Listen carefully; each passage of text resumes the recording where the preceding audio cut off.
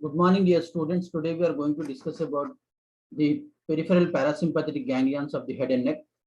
The definition of the ganglion is collection of neuronal cell bodies outside the central nervous system, that is known as the ganglion. So head and neck has four parasympathetic ganglions. Number one is ciliary. Number two is the aortic ganglion.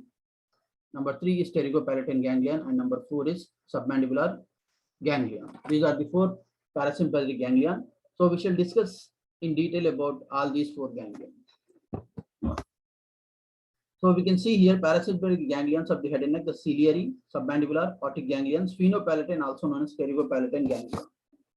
So we shall discuss the ganglions under these headings: location, morphological relation, functional relation, the nucleus associated with this ganglion. And all these ganglions, these four ganglions have three roots. One is parasympathetic root, and one is sympathetic root, and one is sensory root. And we should trace the preganglionic fibers from the nucleus of the origin, that is in the brainstem. So all these ganglions, their nucleus originates in the brainstem, and branches and distribution. So let us discuss this table. We have here three ganglions: the aortic ganglion, submandibular, and sphenopalatine or the pterygopalatine ganglion. We shall discuss the site, location of this ganglion, sensory root, sympathetic root, parasympathetic preganglionic fibers, and parasympathetic postganglionic fibers. So aortic ganglion, it is situated just below the foramen ovale. You know, that is at the base of the skull, deep to the trunk of the mandibular nerve. Trunk of the mandibular nerve, it is formed by the two roots of the trigeminal nerve, right? The sensory and motor root of V3, they unite and they form trunk of the mandibular nerve. So that is the location of the aortic ganglion. Sensory root is related to mandibular nerve. Sympathetic root, the fibers, the plexus around the middle meningeal artery. Okay, the fibers, they originate from the plexus around the middle meningeal artery. This you have to remember. That is for the aortic ganglion. Preganglionic parasympathetic fibers, they originate from the inferior salivary nucleus, which is present in the brainstem. They pass through the lateral petrosal branch, then through the tympanic branch of ninth cranial nerve, that is glossopharyngeal nerve. Then they pass in the foramen ovale up to the ganglion. So from the inferior salivary nucleus up to the ganglion, these are preganglionic fibers. Postganglionic fibers, they pass along the auriculotemporal nerve and they reach the secretomotor fibers to the parotid gland for the secretion of saliva. Then we have submandibular ganglion, sorry. It is located superficial to the hyoglossus muscle, suspended from the lingual nerve. Sensory root is related to lingual nerve. The sympathetic fibers, they arise from facial artery.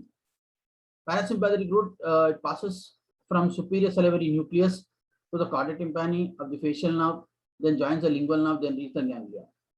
So from the ganglion, the postganglionic fibers, they pass directly to the submandibular gland for the secretion of saliva, or they pass along the lingual nerve after rejoining to the sublingual gland. So there is submandibular and sublingual gland. What? The postganglionic fibers. Then we have sphenopalatine or the pterygopalatine ganglion. It is present in the pterygopalatine fossa. You know what is pterygopalatine fossa, right? Suspended from the maxillary nerve. Sensory root is related to maxillary nerve. And sympathetic fibers, they originate from internal carotid artery. Remember, students, the sympathetic fibers basically they supply, they are vasomotor to the blood vessels. Okay, they supply the blood vessels of the so and so glands associated with these ganglia. Okay, so preganglionic fibers of the pterygopalatine ganglion, they originate in the superior salivary nucleus, pass through the greater petrosal branch of facial nerve. They join the deep petrosal nerve. Both the nerves form nerve of pterygoid canal, and they reach the ganglion. So from the ganglion, we have postganglionic fibers.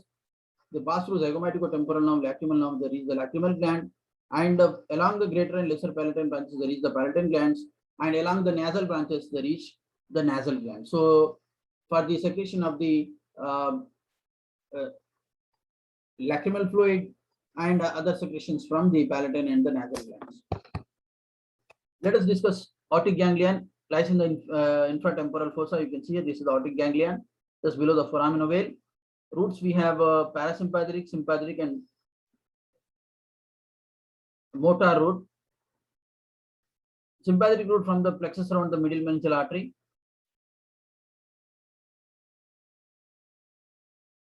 Parasympathetic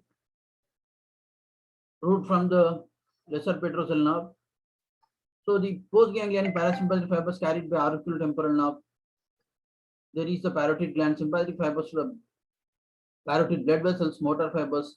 They supply the tensor palatini and tensor tympani muscle. Preganglionic fibers of the aortic ganglion. The preganglionic fibers, they originate in the inferior salivary nucleus, as you can see here in the brainstem. They run along the ninth cranial nerve through the tympanic branch, join the tympanic plexus. The fibers are then carried by the lesser petrosal nerve, then which leads through the foramen ovale and terminates in the aortic ganglion. So from the aortic ganglion, we have postganglionic fibers. They reach the aortic, the parotid gland for the secretion of saliva. Then submandibular ganglion, sensory related to lingual nerve, sympathetic plexus around the facial artery.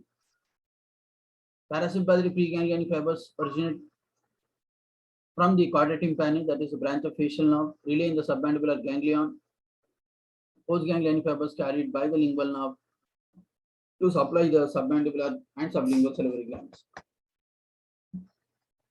So parasympathetic fibers of the submandibular ganglion, we have superior salivary nucleus. The fibers pass along the chordae tympani, joins the lingual nerve. The lingual nerve is connected to the ganglion by and posterior and anterior roots. Okay, we can see here the lingual nerve. So postganglionic fibers pass directly to the submandibular gland or rejoins the lingual nerve and pass along the anterior root to the submandibular gland and sublingual salivary glands.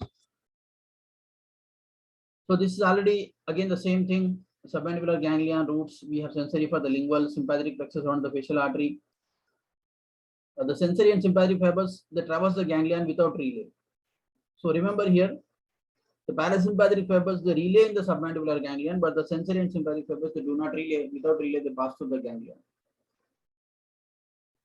Branches parasympathetic secretomotor to the submandibular, sublingual. Sensory carry sensations from the submandibular and sublingual glands.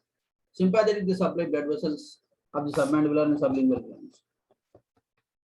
Sphenopalatine, pterygopalatine ganglion located in the pterygopalatine fossa, just below the maxillary nerve, connected it by two ganglionic branches. Roots, we have sensory root, that is by the maxillary nerve, parasympathetic greater petrosal nerve from the facial, sympathetic deep petrosal nerve, fibers originating from plexus around the internal carotid artery.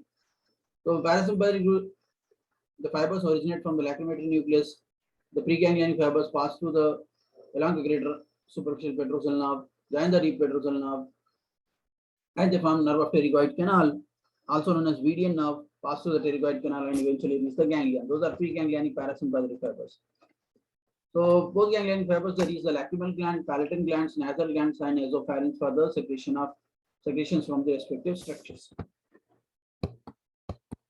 Ciliary ganglion, it is located in the fat between the optic nerve and lateral rectus muscle. The nucleus related to this ganglion is Edinger-Westphal nucleus of the oculomotor nerve, that is in the midbrain. Preganglionic fibers pass along the oculomotor nerve to the inferior oblique, through the nerve to inferior oblique. Postganglionic fibers along the short ciliary nerves reach the sphincter pupilla and ciliaris muscle. So we can see here this is ciliary ganglion between the optic nerve and the lateral rectus muscle. So roots of the ciliary ganglion, we have sensory, parasympathetic, sympathetic. Branches, we have 15 to 20 short ciliary nerves from the ganglion. Okay.